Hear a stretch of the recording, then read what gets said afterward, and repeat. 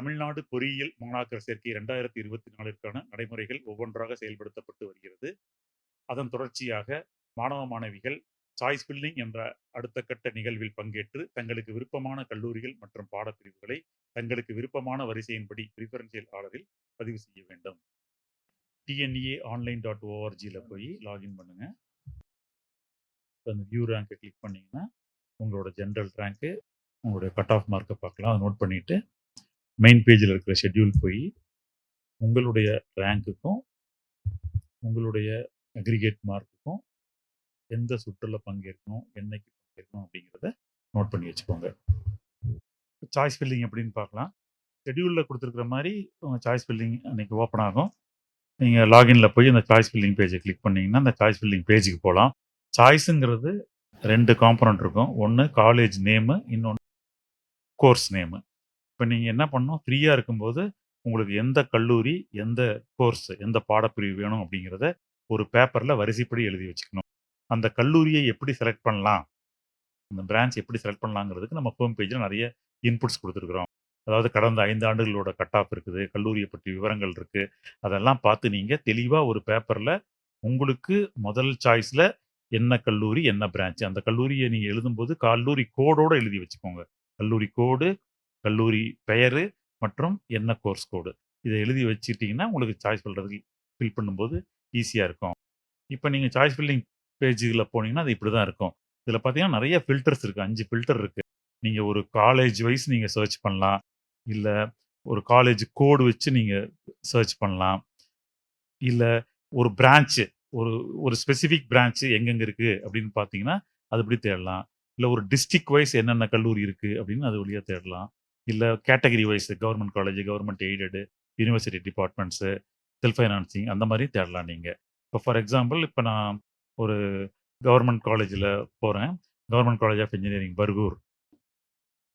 அதில் போயிட்டு நான் மெக்கானிக்கல் இன்ஜினியரிங் எடுக்கிறேன். நான் இப்போ இது ஃபர்ஸ்ட் சாய்ஸாக கொடுக்குறேன் ஃபார் எக்ஸாம்பிள். அடுத்தது ஒரு மறுபடியும் கவர்மெண்ட் காலேஜ் ஆஃப் இன்ஜினியரிங் போகிறேன். அதில் வந்து பார்த்தீங்கன்னா தருமபுரி போகிறேன். அதுலேயும் மெக்கானிக்கல் இன்ஜினியரிங் போடுறேன் சாய்ஸாக. இப்போ உங்களுக்கு காலேஜ் கோடு தெரியுதுன்னா, இப்போ ஒன்று பார்த்தீங்கன்னா அண்ணா யூனிவர்சிட்டி, அதில் ஜியோ இன்ஃபர்மேட்டிக்ஸ்னு நான் போகிறேன். இது 3வது சாய்ஸாக கொடுக்குறேன். இந்த மாதிரி நீங்கள் சாய்ஸஸை ஆட் பண்ணிட்டு போயிட்டே இருக்கலாம். ஓகே. இப்போ எவ்வளோ நம்பர் ஆஃப் சாய்ஸஸ் போடலாம் அப்படின்னா, எனி நம்பர் ஆஃப் சாய்ஸஸ் போடலாம். தொழில்நுட்ப கல்வி ஆணையர் சொல்றது போல, நீங்க நிறைய சாய்ஸஸ் போட்டா தான் உங்களுக்கு நீங்க விரும்பிய கல்லூரியும், பாடப்பிரிவும் கிடைக்கிறதுக்கு ஏதுவா இருக்கும். நீங்க ரேங்க் பின்னாடி போக, போக, போக நீங்க நம்பர் ஆஃப் சாய்ஸஸ் வந்து நிறைய நீங்க இதில என்ட்ரி பண்ணணும். இப்ப நீங்க இந்த மாரி உங்களுடைய கட் ஆஃப்க்கு தகுந்த மாரி நீங்க உங்களுடைய சாய்ஸஸ் என்டர் பண்ணிட்டு, இப்ப நீங்க இந்த ரீஆர்டர் மை சாய்ஸஸ்ன்னு இருக்கு பாருங்க. அதில போனீங்கன்னா, இப்ப நீங்க போட்ட இப்ப உதாரணத்துக்காக நம்ம 3 போட்டோம். இப்ப இதில வந்து நீங்க பார்த்தீங்கன்னா, ரீஆர்டர் பண்ணிக்கலாம். இப்போ சப்போஸ் அண்ணா யூனிவர்சிட்டி ஜியோ இன்ஃபர்மேட்டிக்ஸ் தான் ஃபர்ஸ்ட் சாய்ஸ் வேணும்னா, அத அப்படியே மேல டிராக் பண்ணி விட்டுக்கலாம். அதே மாரி இப்ப மறுபடியும் அ இன்னொரு காலேஜ் ஆட் பண்றேன். ஆட் மோர் சாய்ஸஸ்ன்னு போயிட்டு, government college of engineering Salem போறேன். அதில மெக்கானிக்கல் இன்ஜினியரிங் சூஸ் பண்றேன். ஸோ இப்ப இப்ப இந்த சாய்ஸ் பேஜ்ல பார்த்தீங்கன்னா, நீங்க உங்களுக்கு ஓசில இருக்கிற சீட்டும் காட்டும். அதே சமயம் நம்ம எந்த கம்யூனிட்டி சேர்ந்தோமோ அந்த சீட்டும் காட்டும். ஸோ நீங்க இப்ப ஃபார் எக்ஸாம்பிள் நம்ம எடுத்துட்டது பிசிங்கிறதுனால பிசில இருக்கிற சீட்ட காட்டுது. நீங்க அதில இருக்கிற சீட்டுகள நீங்க செலக்ட் பண்ணலாம். இப்ப நீங்க ரீஆர்டர் சாய்ஸ் போறீங்க.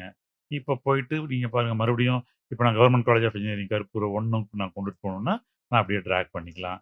இப்ப ஃபார் எக்ஸாம்பிள் இப்ப நான் ஒரு சாய்ஸ் நான் அண்ணா யூனிவர்சிட்டி ஜியோ இன்ஃபர்மேட்டிக்ஸ் வேண்டாம் அப்படின்னா டெலீட் பண்ணிக்கலாம். இந்த மாரி உங்களுக்கு நெறைய ஆப்ஷன்ஸ் இருக்கு. இத பொறுமையா நீங்க எக்ஸர்சைஸ் பண்ணணும். இந்த மாரி பண்றதுக்கு உங்களுக்கு 3 நாள் டைம் குடுக்குறாங்க. ஒவ்வொரு ரவுண்ட்லயும் சாய்ஸ் ஃபில்லிங் ஆரம்பிச்ச நாள் காலையில 10 ஏஎம்ல இருந்து 3வது நாள் சாயந்தரம் 5 பிஎம் வரைக்கும் நீங்க இந்த சாய்ஸஸ் எக்ஸிக்யூட் பண்ணலாம். 3 டே ஈவினிங் 5:00 நீங்க அந்த லாக் மை சாய்ஸஸ கிளிக் பண்ணீங்கன்னா, உங்களோட ரெஜிஸ்டர்ட் மொபைலுக்கு ஒரு ஓடிபி வரும். அந்த நம்பர போட்டீங்கன்னா, நீங்க போட்ட சாய்ஸஸ் எல்லாம் அப்படியே ஃப்ரீஸ் ஆயிடும். நீங்க லாக் பண்ணாம விட்டீங்கனாலும் சிஸ்டமே 3 டே 5 பிஎம்க்கு ஆட்டோமேட்டிக்கா நீங்க போட்ட சாய்ஸஸ் எல்லாம் லாக் பண்ணிடும். இப்ப டவுன்லோட் மை சாய்ஸஸ் போயிட்டு, நீங்க போட்ட சாய்ஸஸ் எல்லாம் நீங்க பார்த்தீங்கன்னா, ஒரு பிடிஎஃப்பா ஜெனரேட் ஆகும். அத நீங்க பிரிண்ட் அவுட் எடுத்து வச்சுக்கலாம். நீங்க லாக் செய்த அடுத்த நாள் காலையில உங்களுக்கு ரேங்க் படி டென்டேட்டிவ் அலாட்மெண்ட் ஆர்டர் உங்க லாகின்ல காமிக்கும். அந்த ஆர்டரை அடுத்த 2 நாட்களுக்குள் நீங்கள் உறுதி செய்ய வேண்டும்.